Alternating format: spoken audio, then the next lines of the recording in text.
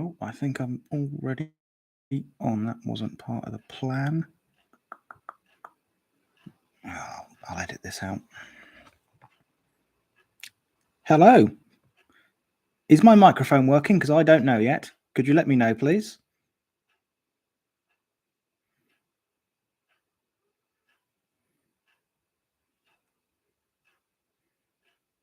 Brilliant. Thank you. Still trying to get used to it. I did accidentally start a bit early, but as some of you are coming in, that's great. How are the two of you so far today then?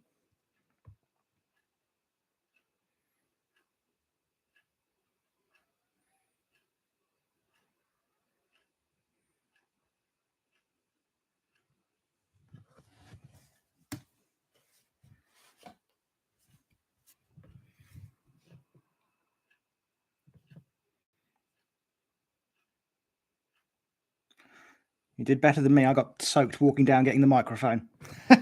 Should have gone yesterday when it was better, but I was lazy and thought, no, I'll do it on the day. It's fine. It's fine. No, you always get caught in the rain, don't you?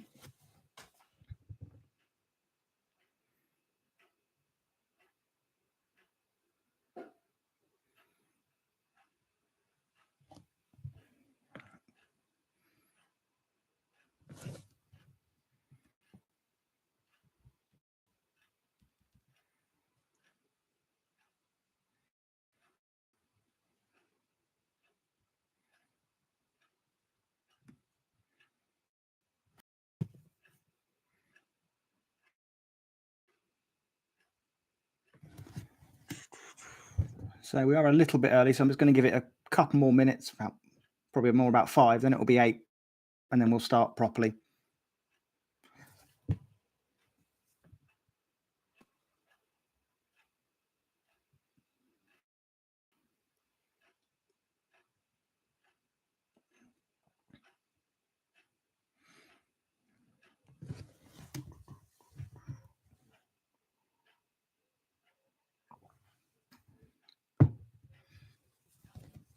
Ooh, 9 people already.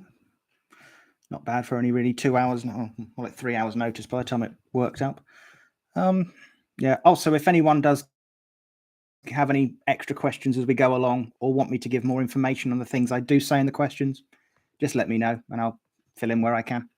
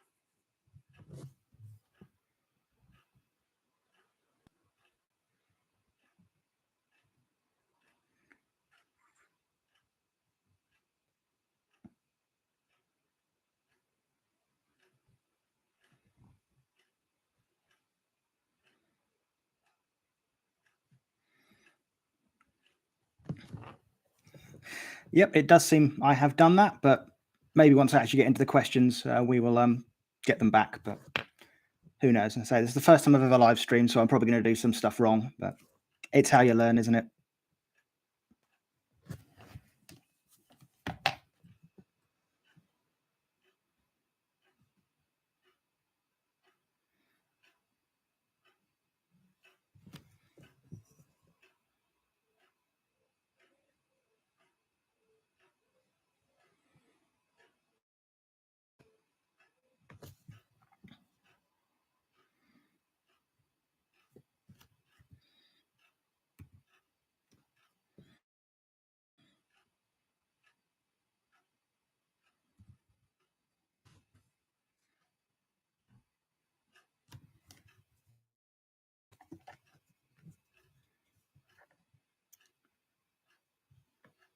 Right, well, I think it is close enough to 8 to start now. I'm just going to try and sort this cable out. I now see why people wear wireless headphones. That might be a bit more comfortable. There we go. Right, so these are the questions that were submitted a couple of weeks ago. I did make a video for this, but unfortunately, the updated version of the editor does not like my computer, so I've had to go back to using the old one on my old computer. So we're doing it this way because I can't go through editing it again because it's taking time away from doing the actual videos I want to be doing. So we will drop into it right now. So I'm not going to bother with the names as I mentioned in the video because I'm just going to get them wrong and I can't edit them out until I keep getting them right while doing it a live stream. So our first question is, did Albert Einstein ever visit Norwich? He lived in Rowton Heath for 3 weeks and it's not far from Norwich. Surely he must have visited Norwich. Surely he must have visited Norwich or at least Cromer. So that is one I don't have direct knowledge on. To be fair, until fairly recently, I wasn't actually aware he ever spent time in Norfolk. But I was down at the bookshop I go to quite frequently, and I picked up this a couple of days ago, Saving Einstein, which is all about the time he did spend in Norfolk. So I'm going to take a look into this. You'll definitely get a book review on it, and maybe a presentation as well. I've had a quick flick through, and I don't think he ever came to Norwich by the looks of it. He definitely went to Cromer because he played tennis there at one of the hotels a few times.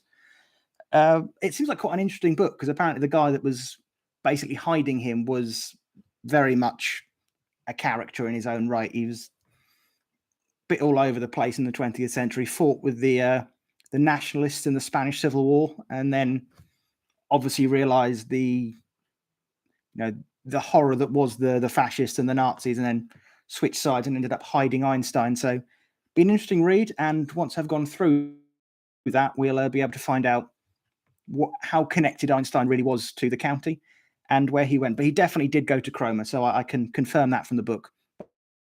I don't know of anywhere else.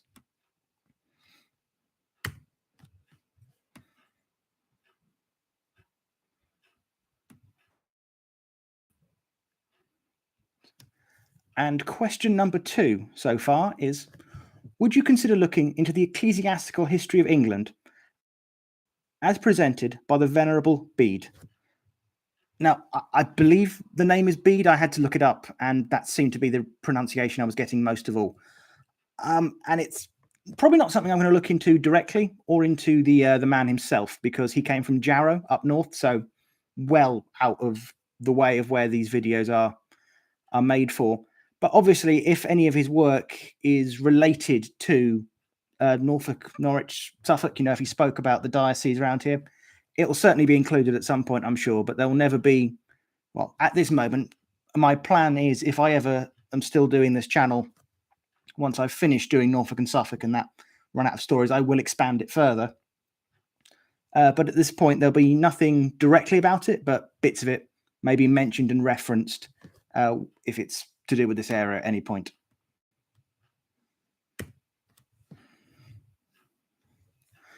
Okay, and the second one, there's a sort of video questions in this, also mixed in with some more sort of personal ones, and this is one of the first of the more personal questions. So, have any of your ancestors been part of any of your videos? Example, were any of your relatives victims of the bombing raids by Germany in World War II? Or do you know of any relatives who were friends or even enemies of any of the people featured in your videos? Workers in the mustard or chocolate factories? It would be interesting to know if you were aware of any. So the answer to that is going to be no. Basically, my family has not been in this region of the country for very long. So I'm not. I think so. My mum's side's from Ireland until like just after the Irish Civil War. They then moved up north and slowly came down to the country. And my father's side, he was born in Norfolk, but his family's not. They're from the East End of London originally, and well, not a few generations before, I should say. And so technically, my grandfather was a victim of a German bombing raid, just not one on Norwich. His home was destroyed in the Blitz, the one you mainly think of on London. So I'm trying to remember what the story was.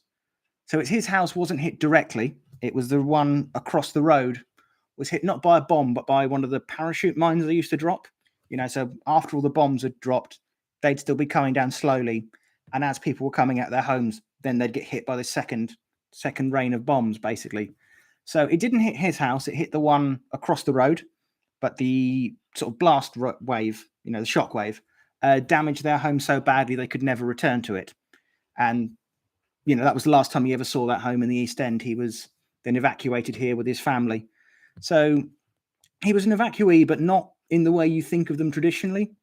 When you picture like all the kids on their own at the train stations in like September, October 1939, he wasn't part of that. His family wouldn't let him go. Basically, they just turned around and went, "No, he's staying with us." And so because of that, so I think you may have just got here. I've answered the Albert Einstein question. I'll just finish this one and I'll give you a quick update on it again. So so he was evacuated off with his family later on, and it's a bit of a shame I never got to do the video I wanted to do, which was to sort of sit down and interview him. Sadly, things got in the way, and unfortunately, he passed away September last year. So a bit of a shame, but what can you do? So I do know some of his stories that I'll sprinkle in here and there. But no, he came up here sort of September 1940 and lived in Norfolk for the rest of his life, basically. So unless there's something that comes up later on that I'm unaware of, no, none of my family are too connected to the area to be involved in any of that that I know of anyway. Yes, so the Einstein question, I have already briefly gone into it. But so I don't think he ever came to Norwich. He certainly went to Cromer. Sorry, I just finished reading your message. He certainly went to Cromer because he used to play tennis at one of the hotels there. I've recently bought a book that details his time here for the 3 weeks. Once I've gone into that, I'll do a review on it and maybe make a presentation. So look out for that video, and there'll be more information about what he did. But I don't know. Maybe they'll dedicate some time to it in Oppenheimer, but I doubt it.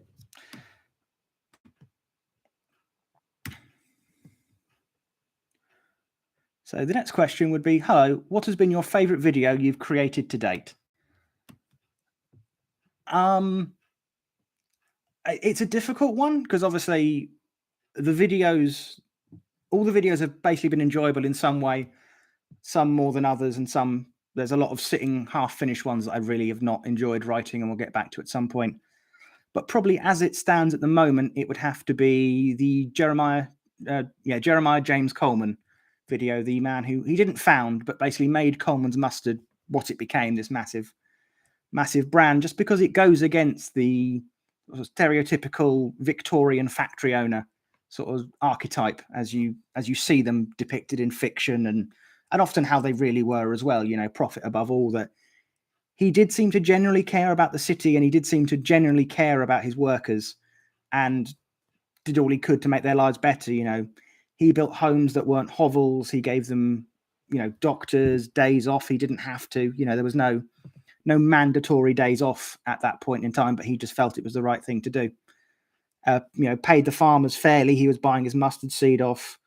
So I just great to see people like that who they've sort of slipped through the cracks of history because they don't fit what people, what you should think a person like that from that time should be. Yeah, so that would be my favorite at the moment, but obviously it's ever changing. And once I move on to some other stuff, I'll probably have a new one after that. Just one more thing before we move on for that. The reason I always have to think when I say his name, and it came up when I was making the video. So he was Jeremiah James Coleman.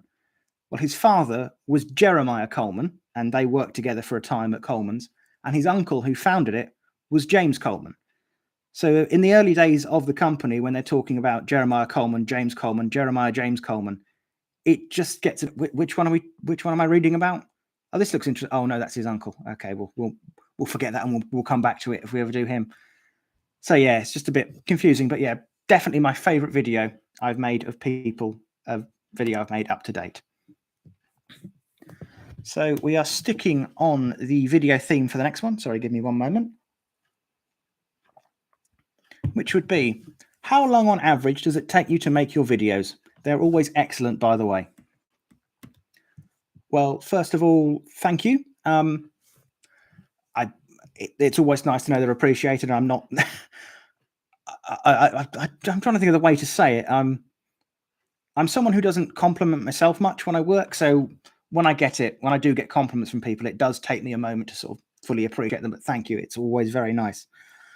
I would say on average about 10 days. Often those days are not consecutive. I do stop. I do a bit on this video, a bit on this video. So yeah, it's generally around 10 days. They can be a lot longer. I've got some that are basically finished, and then something's happened and I can't keep making them. I was doing one on Thomas Brown, who is he's a bit of a weird one. He's a bit of an everything. He was a writer, he was a doctor, he was also quite involved in the witch trials as well. So we can't pretend he was all great. That will be mentioned. And I had this all written out, and I had the ending, which would be talking about the statue of him on Hay Hill in Norwich. And about a week before I had it planned to start, properly recording and editing it, they started to renovate Hay Hill, and they've taken his statue down for the time being and everything. And it's now a building site until spring next year. So without that, the video hasn't really got an ending. So that's now going to have to wait till spring next year to come out. That's obviously quite an outstanding example. And there's some that I'm very bad with timing and remembering dates. And, the common sense thing to do as a YouTuber would be to release a video on a date where it's connected to it and it makes sense. So another good example of that would be, once again, Thomas Paine, who was born in Thetford. Every now and then, I think I write a little bit on the presentation I've got going for him. And I keep thinking, I need to do this. I need to do this. Remember, everything he did in the American Revolution. Release it sometime around the 4th of July. And I'll then look at my calendar and go, what's the date? Oh, it's the 6th. Oh, no. Oh, well, next year. So that'll come out at some point. But I think for your average videos where there aren't things in the way or time constraints I want to work to, it's generally about 10 days.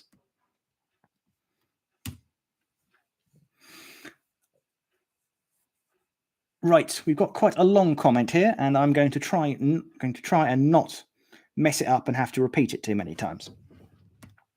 Ooh, he says as he clicks off it instantly. Oh yeah, by the way, as I get more understanding how this streaming stuff works, I'm going to get this stuff up on screen. I'm assuming you can't see it at the moment because I'm just looking at my photos file. As an ex-resident of Norwich and Munsley in North Norfolk, I have, for as long as I can remember, been interested to learn anything about the concrete structure on the cliff at Munsley, behind what used to be the Hotel Continental, Trafalgar Court, I think, on the Cromer Road. My grandfather was something to do with the radar station at Trimmingham, just up the coast towards Cromer. Growing up in Munsley, we were told they were a gun battery.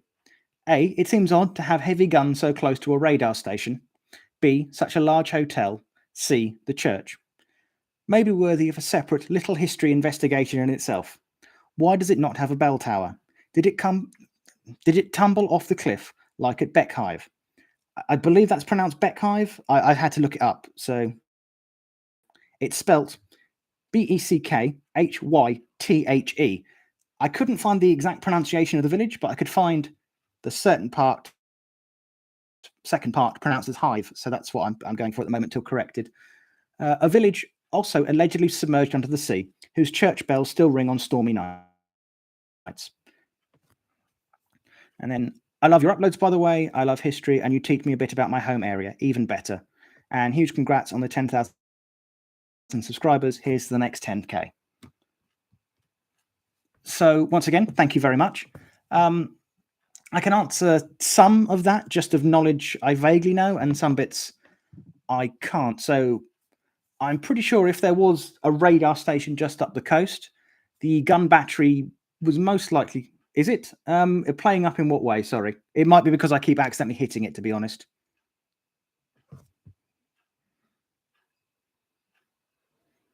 Right, I'll carry on while they're saying how it's playing up. So that would probably have been an anti-aircraft battery. Yeah, it's probably me hitting it. I'm going to try and control myself. The problem is I've got quite a small table to work on that also wobbles horrifically, and you've no comfortable place to sit on it, so it's pretty bad for a table.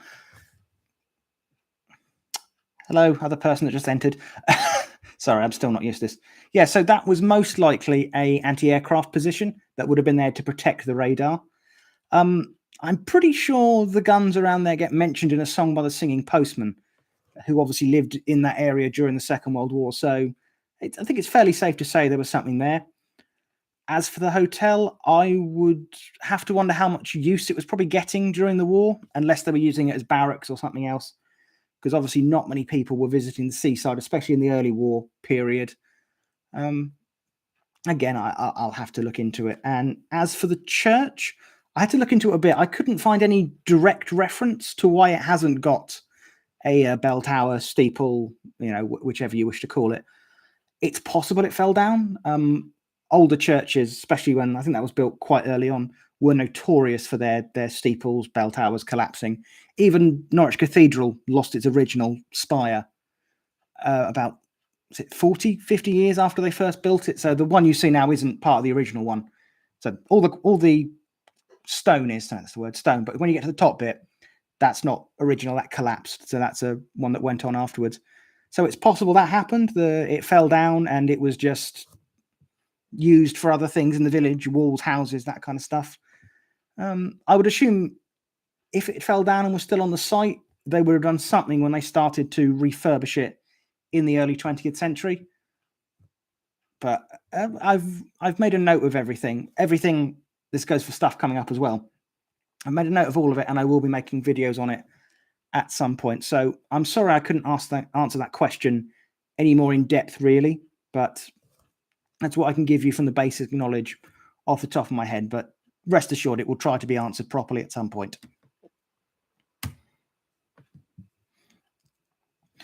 Now, this was probably my favourite question I had asked of me, I should say, when these came through. So, if you could have a pint in the Murderer's Pub with 3 famous/historical people from any era, who would they be and why? Any inspirational people you have covered before on your channel, or people you are yet to cover? So, I'm going to sort of limit it to just people I've covered in videos rather than saying anyone from any period of history, because I always think that's a little bit unfair, because then you've got everyone Googling, oh, who was such and such, who was such and such. At least here there are videos you can watch. So of my 3, one I've already mentioned. First one would have to be Jeremiah James Coleman. For the reasons I've already stated, it would be interesting to see that kind of man up close. What was he like to talk to? Although I don't think he was very much of a drinker, so a pub might be a bit of a weird place for him. But then again, Norwich did once name a pub after a teetotaler, so take that as what you will. So yeah, he'd be a good one, just to get in the mind of like the Victorian businessman who wasn't doing what everyone was doing at that point.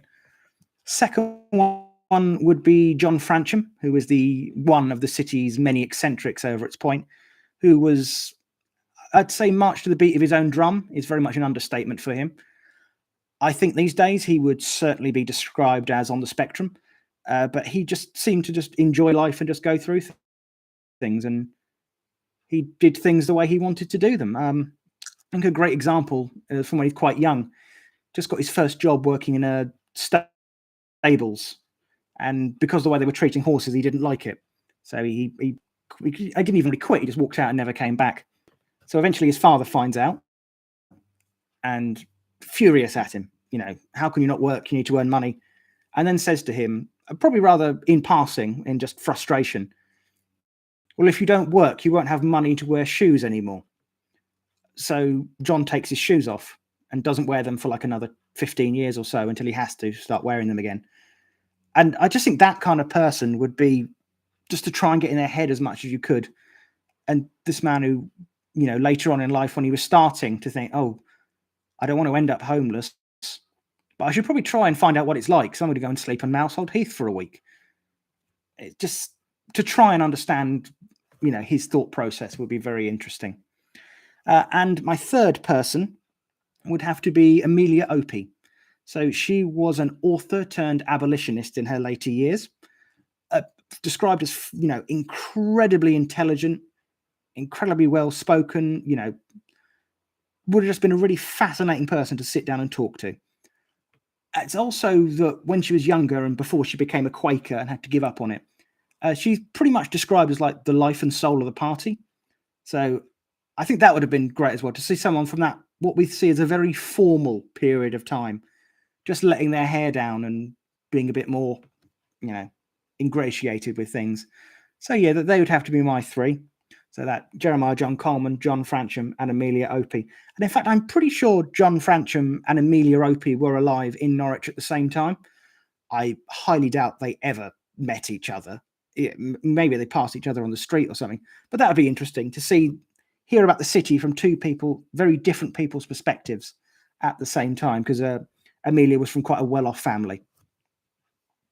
And just before I move on to the next one, I have to say for that question, I really like that you chose the murderers. Of all the pubs you could have selected in Norwich, you chose one to tie it back to another video. Just popped in. Oh, thank you very much. It's always nice to know the videos are appreciated, and I'm glad you enjoy them. I'm glad everyone here enjoys them all. I'd just be talking to the walls, wouldn't I? So I don't know. As I've just said before, I'm not one who compliments myself very much. So when other people do it, it does take me a moment to sort of fully understand. But no, thank you very much.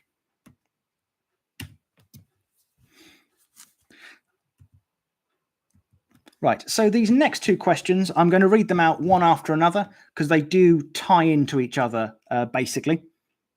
So the first one is, what inspired you to focus on Norwich/Norfolk history? Was it a focus for you during uni? It's a great series and helps me fall in love with Norwich. Thank you. So once again, thank you very much. And the second one is, were you interested in history? Were you interested in history when you were at school? Did you take any exams in history? So, and this is where the view counts drop to 0. I loved history in school. Absolutely loved it. I love the idea of history more than what they were teaching us, but I'll get that to in a minute. Do I have any exams in history? Does a D in GCSE count?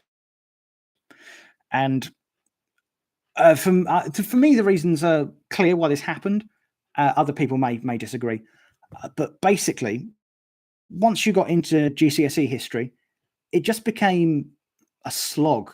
And not because it was too advanced, it was because we were doing political history more than anything. And that just straight over my head. They never told us that when we were choosing which GCSEs we wanted to do, or I wouldn't have picked it. And the fact that the moment we moved to GCSE, we just did this massive U-turn into like US history more than British European. And as much as I get, it was major world events, but do you really need within England, within a school in England, 4 months on the American Civil War when you do maybe a week across all years of the English Civil War? Because I brought it up and I asked about this. And I was just told directly by this teacher, I'm not going to go into some of the teachers I had, well, the English Civil War didn't really affect us. Like, what? The English Civil War didn't affect England. It's just a most bizarre statement I've ever heard. And you can't really answer back to that, can you? Because it doesn't make sense. The end of the divine right of kings, a war that by percentage, led to more deaths in the country than the First World War. But no, it didn't affect us. Yeah, and I wouldn't have minded so much as if we were comparing things. So again, we did quite a lot of time on Vietnam, but we never mentioned Malaya, which ended shortly before Vietnam began. And there were big differences in the operations going on, but there are also similarities. Very, very strange we didn't do like a compare and contrast. And also I found at high school with history, maybe it's moved on now, and I really hope it has. There was this weird thing of just watch this film. We'll just show you this film. Not a documentary, just a straight up film. So this is, and I think it got mentioned on the news a few years ago because it did become a bit of a hot button issue. That for like the First World War, we're watching Blackadder. Yeah, Blackadder Goes Forth, which is a fine TV series, absolutely hilarious, but it is not a documentary on the First World War. And I find it very strange. You don't watch any of the other Blackadder series. We understand that, the second series isn't how Queen Elizabeth I was. It's a comedy. But as soon as you get to Blackadder Goes Forth, no, this is an accurate depiction of the First World War. Okay, fine. To be fair, one of my friends in another school had it even weirder. for the First World War, they showed them Saving Private Ryan. I tried to question that one, but I cannot wrap my head around it. Wrong war, wrong, just everything. Who knows?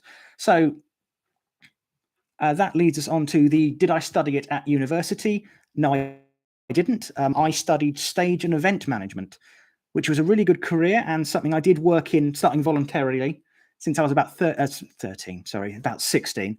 And then, unfortunately, 2020 happened, and everything happened, and the whole industry shut down. And with a lack of things to do, I started this as a hobby, and we're now doing very well on it, which is great. But history has always been a passion of mine, and bits we did learn in school, we really did well on. But as I say, it was just the minutiae of what they had to teach. And you can't blame the school because they had a curriculum they had to follow, and that's just how it was.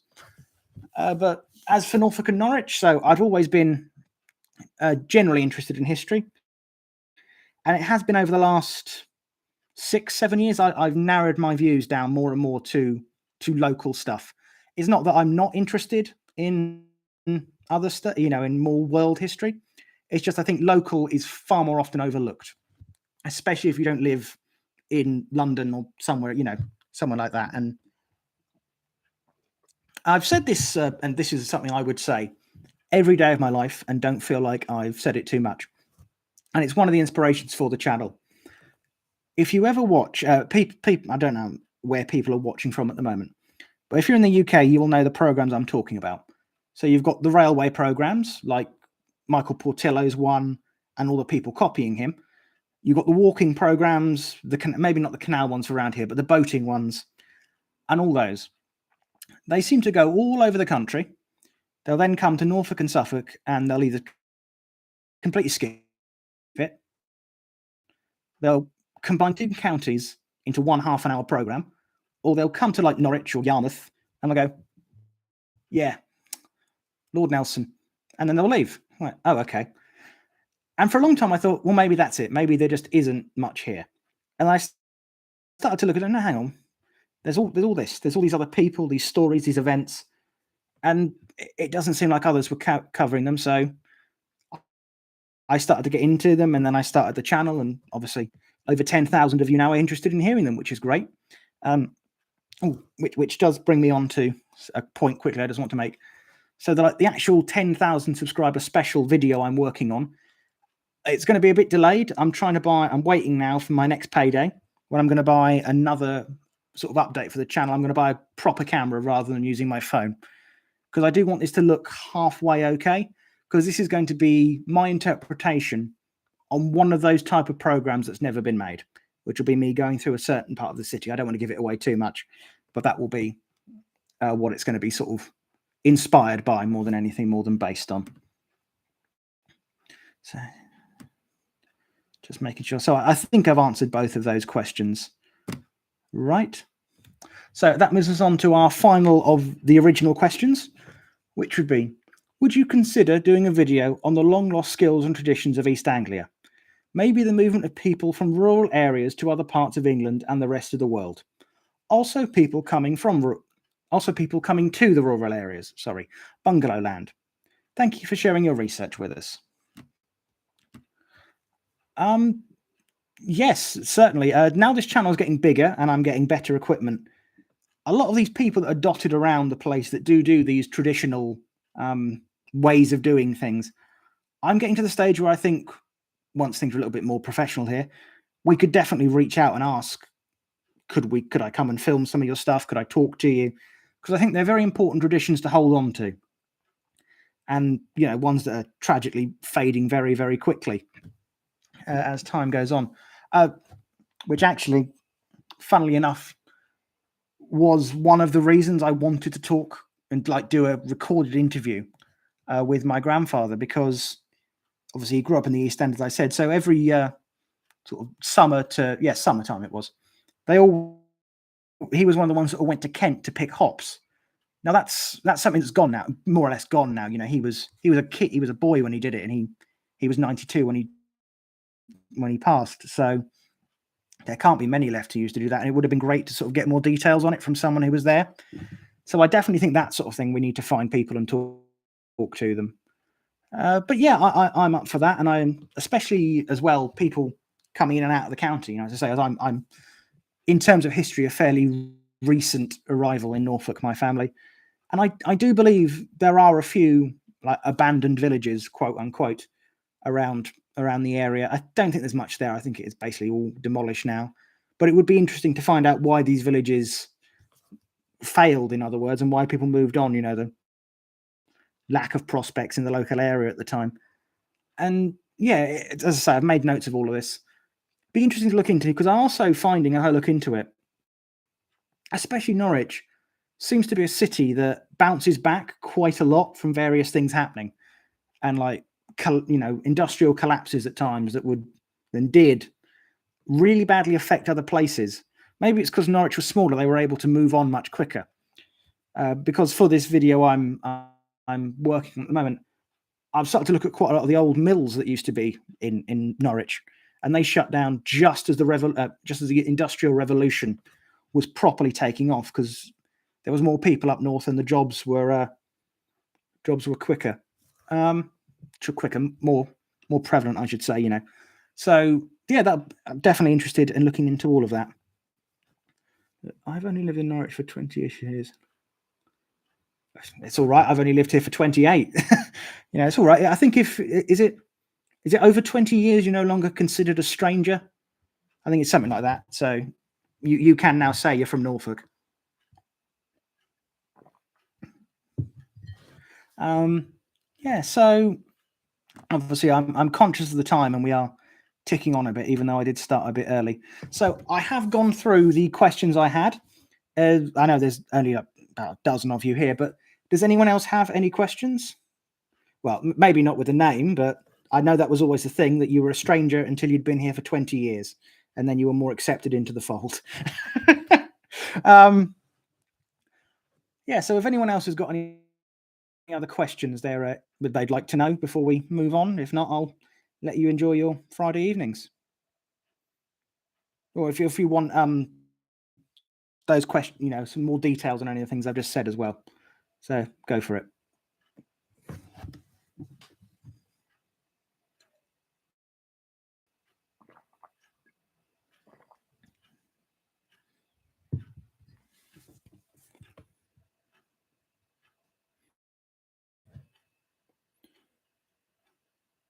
Yes, I'm actually trying to find as much information on the Great Blow as I can.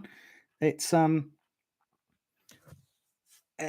weird one. It seems to be scattered all over the place, just little bits of information here and there. But no, I'm definitely planning a video on the Great Blow of Norwich, and Civil War is going to be a little bit more difficult. Not a huge amount of it obviously happened round here. I wasn't here.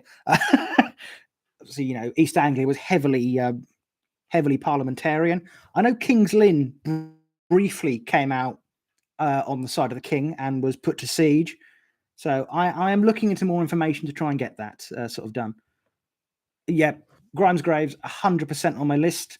I do want to do a visit of it, like the museum reviews I'm doing, and also go into a bit more of the history of what happened. I'm not an expert on any level of history, but I do need to sort of do a bit more general information about the time it happened in, so I have some clue of what I'm talking about. But no, again, definitely among the things I want to do.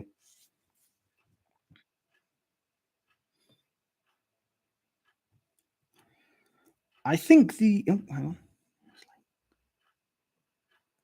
no. So my family moved here quite recently in terms of things. So no, I'm not related to anyone that's happened in any videos that I know of. Maybe something will come up later. So as I said, just a quick sort of rundown on that again. So my mother only moved to Norfolk in like the 80s. My father's side of the family came here during the Second World War, when my grandfather was evacuated from London. So the Great Blow. Sorry, I'll just move on to the next question very quickly. The Great Blow was basically a large gunpowder store that I think it was. Yeah, it was some scuffling broke out, and basically this gunpowder store blew up. It was more gunpowder stored there than Guy Fawkes actually had underneath the Houses of Parliament when he planned to blow it up. And it just decimated an area of the city, smashed loads of the windows of one of the big churches. So it'll be interesting to look into and try and move on to that, work onto it when I can. But it's gathering all the information together at the moment.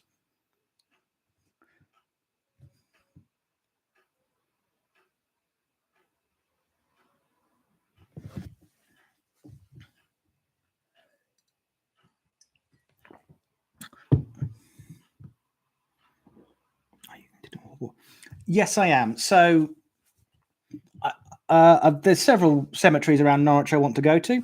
I'm actually planning on going back to that one again, probably as the first video, and doing it properly, actually researching, because I just found out he was buried there. Jeremiah James Coleman is buried there. Let's go and find his grave. Didn't know about the other ones there at all. I am going to do more proper research into it, about some of the more notable ones there, and do a proper walking around discussing the graves there, because I had no idea there was someone who was part of the Light Brigade in the Crimean War was buried there. And I only found this out a couple of weeks ago, completely overlooked it. One of the train drivers that was killed in the Thorpe train collision, he's also buried there. So yeah, if I'd done more research, it would have happened the first time, but it's certainly happening again. I want to do that one for sure again. The Quaker burial ground. I'm not quite sure how that one works though. During the last Heritage Week here, I did actually go into the Quaker meeting hall, and I did mention going down there. And went, oh, we're not sure if it's open today, so I might have to actually email them and let them know what's going on, because I think it's still an active graveyard, and obviously I don't want to turn up there. Don't want to turn up there with someone's funeral going on with a camera, because it'd be a bit funny. But yeah, that's definitely going to be more. Okay, I'll be honest. I'm not quite sure who Mr. Atkins is. I have this. I enjoy history in the local area, but I do try and avoid other channels that do similar things, purely because I'm one of these. I'm not a plagiarist, is what I'm about to say, but I do end up like taking on bits of information from videos, and then like 6 months down the line, it will pop in my head when I'm writing something, and I think, oh, that's a good idea. I'll put it down, and then later I realize, hang on, you took that from this. Because there was one, it's a video, it's no longer on my channel. It wasn't that very good, so I took it down. But I had this line in it about like the training for D-Day was dangerous, but it was more dangerous not to train like this. I then realized I took that from a documentary I saw about the training for the Gulf War. And I sort of like, oh, whoops, that was an accident. So sounds interesting. I'm glad I'm obviously very glad I'm not the only one focusing on local things. Yeah, that is just how learning works. But the problem is, especially on here, people can get very defensive if they think you're sort of deliberately copying them. And sometimes it's going to be impossible not to. And, because there is only so much information on certain topics. But I think it's always best to try and at least leave space between it. There was one of the Victoria Cross videos I was actually starting to work on. Fortunately, I was only doing the basic research. And then basically, as I started doing that, a bigger channel that focuses on military history made the same video about the guy. And it was sort of, oh, okay, I'm going to put this on the back burner now, because it would look a bit weird if he did it. And then all of a sudden, this much smaller channel made a near identical video, probably. So if you leave space, it seems less like you're trying to plagiarize, which obviously I'm not, but you understand what I mean.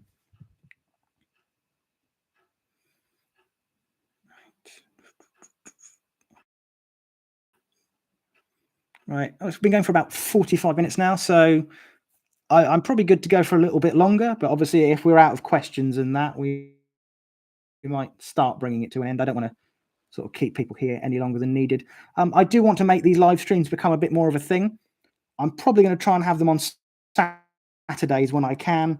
That's way people from other parts of the world can join us, because obviously I seem to notice I've got quite a lot of American viewers, and obviously it's like about 1 o'clock midday there, so a lot of people might be at work. Unfortunately, I'm working tomorrow night because I work in hospitality at the moment, so I can't do every Saturday, but when I can, that's what we're going to sort of try and move them to.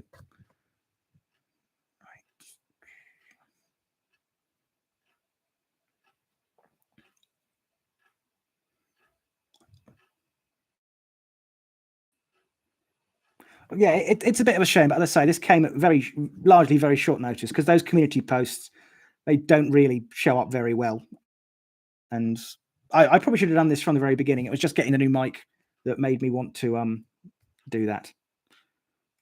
So hopefully, and also as we go on, these might grow a bit more and get some more people in. We'll never get a lot in because these kind of live streams never do, but it'll be nice to have some more people. So thank you very much, Sonia. It's always very nice to be complimented on this kind of stuff. Right. So any more questions or anything, or shall we sort of all go our separate ways this evening, and I will get back onto writing the next sort of load of presentations?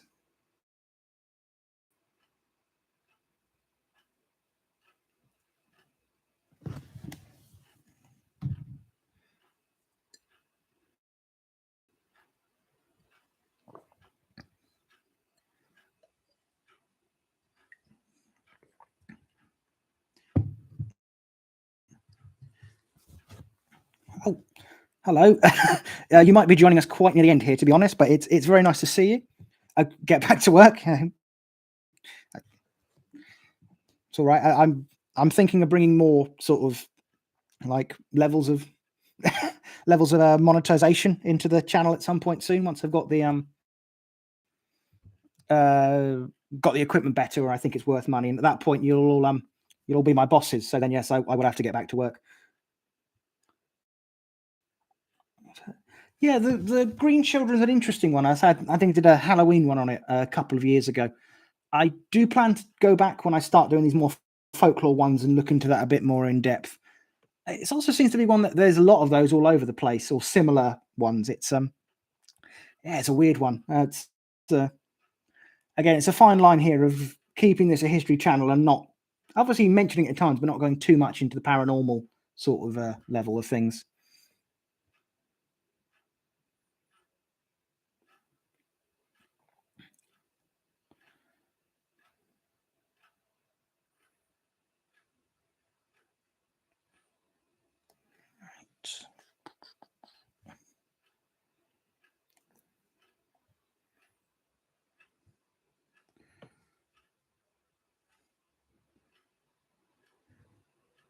Any ancient history?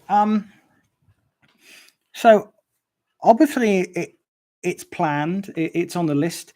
Again, it's an area as a whole I don't have a huge amount of knowledge on, so I would want to read up on the whichever age it be before I make a video on it.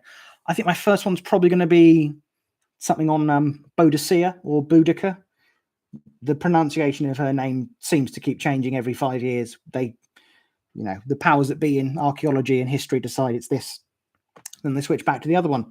So she'll probably be the first one I cover, and sort of all the impact around her and everything she did. Yeah. So that'll be the first one. But no, ancient history is definitely on the list. What? The Green Show. So basically, it's one of these weird folklore. Yeah, as said here, but the Babes in the Wood. I think that actually it's in one of these books anywhere. So basically, the Green Children. I can't remember the dates of it, but it was this guy was out in the woods, and he found these two children who were green skinned. They spoke a very weird language that no one could understand what it was. But once they brought them into the house, and they would only eat what was it? Was it green beans or broad beans? Something like that. That was all they'd eat. And as time went on, they slowly lost this green color, and they started to learn English. And it was basically the legend and the rumors are these came from some weird underground world. And the other ones is because at the time it was happening, they were probably Flemish, like children of Flemish immigrants who'd somehow got split up from their families and had some weird condition that made them look slightly green. I can't remember all this off the top of my head, unfortunately. But that's the basic gist of what they were. There is a video on it I made a couple of years ago. It's not the best, but another one will keep coming. Keep up the amazing work. Lord Nelson would be a great topic. I'm trying to avoid him at the moment purely because of how they sound Welsh to me. Okay. Yeah, Lord Nelson, probably a topic I'm going to avoid for a bit purely because of how overdone he is. It's most famous admiral we've ever had from here. We've got other admirals who I'll be covering. And if I ever did do his story, I think I might do it in parts. So we do one video on his childhood, early naval career, career where he made his name, video on Trafalgar, and then the legacy he left afterwards. Because it's an interesting one, and he was a very interesting man of his opinions and that on certain things. Yeah, but obviously he's very well remembered in Norfolk, and that I was in the Sea Cadets when I was in my teens, and I was in the unit named after him in Norwich, and I played Nelson in a school play in primary school. So I'm very I like Nelson a lot. Hang on, we had quite a lot of messages coming here, so I'm just going to through. Yeah, you probably would have heard about it on a paranormal one. It's one that's often used when people are talking about the hollow earth and that as well. Brickworks around the one, Cossie. Yeah, I plan to look at there's obviously the comment about the brickworks. I do plan to look at some of the industry that was in the city, and so that'll come to it. Yes, and moving on to the medieval Jewish in the city. The medieval Jewish history in the city is interesting and shameful. Yes, I'd probably proclaim that as our probably the city's darkest hour. It's something I do want to work on. I need a lot more information on it, and I also want to talk to some people who actually know what they're talking about before I start to move on to that, because it's far too easy to start saying things that are very unhelpful in that situation, which I obviously don't want to do. But no, that's on the list and everything. Yep. Yes. The Admiral's girlfriend was very famous in her own way. Thomas Paine. Yep. I said before he is on the list. Thomas Paine's definitely on the list. Very interesting. I don't know. He's a strange one, isn't he? He's like, for everything he did, he's become vilified in every single country. Well, it was for a time. He's. I think his reputation's a bit cleaner in America now, but certainly after his death and leading up to his death, he was reviled there, even though he'd helped the revolution through some of its darkest times. I think one of my favorite sort of parts of his life towards the end, when he'd gone back there after being imprisoned in France, as he went to vote in one of the elections, and the guy there turned him down, like, well, no, you're not an American and you can't vote. And the person at the polling office said he couldn't vote had fought on the side of the British. It's just one of the most bizarre, he'd somehow got into that position, yet Thomas Paine hadn't. Series of theme videos could be very interesting. Yeah, as I say, for the larger topics, I think that's going to have to be what happens, because you can't cram everything into one particular video, or it'd have to be quite a long video, which coincidentally is what I want to do on Robert Kett. That'll be a ways off. I've got quite a lot of books on him at the moment, so it's all going to start coming together, but it'll be a ways down the line. But my sort of dream for a Robert Kett documentary would be, like, I'd obviously want to raise money for it as well.